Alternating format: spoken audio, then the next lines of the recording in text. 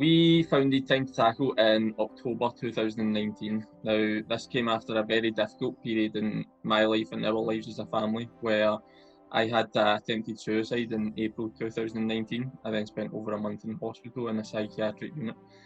And it was during that stay in hospital where I probably started to engage in recovery, having suffered from poor mental health my whole adult life. Now, when I came out of hospital, as a family, we just made the decision that we wanted to help ourselves firstly, and that we would create a group that perhaps if we ever struggled again, we could go and access support. But also we wanted to help other people. We wanted to make a difference. I've played football my full life at professional and then semi-professional levels, so I knew that football for me was a really good escape. I knew that football could bring people together in a way that a lot of other things can't. So we made the decision that we would use football for good. We would use football to bring people together.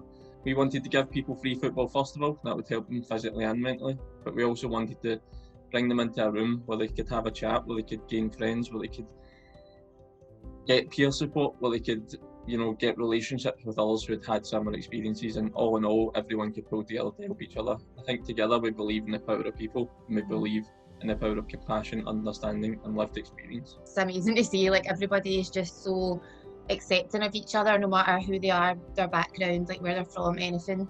It's great. The group's just a massive help, to be honest. It's like a big family pretty much. There's always something going on, always somebody there to help you if you need it, and pretty much makes you feel a bit more safe that you've got that support bubble around you pretty much.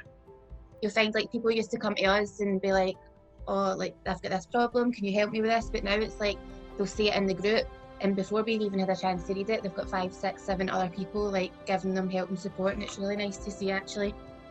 I've got a lot of my confidence back, a lot of my self-belief. You realise that it's a lot more, maybe a lot more common than a lot of people think. So you don't feel as alone. You get to take a bit from each person's journey, and I've found maybe coping mechanisms that a year ago that I wouldn't have had, purely because I wouldn't have gone down that avenue. There's some amazing work being done in Scottish football, some amazing work being done to help people using football.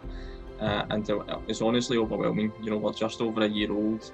It feels like we get more out of this than anyone else. I love just going to the group and taking it and having fun. And I feel like getting an award for getting an award for doing something that I love to do. So it's really overwhelming.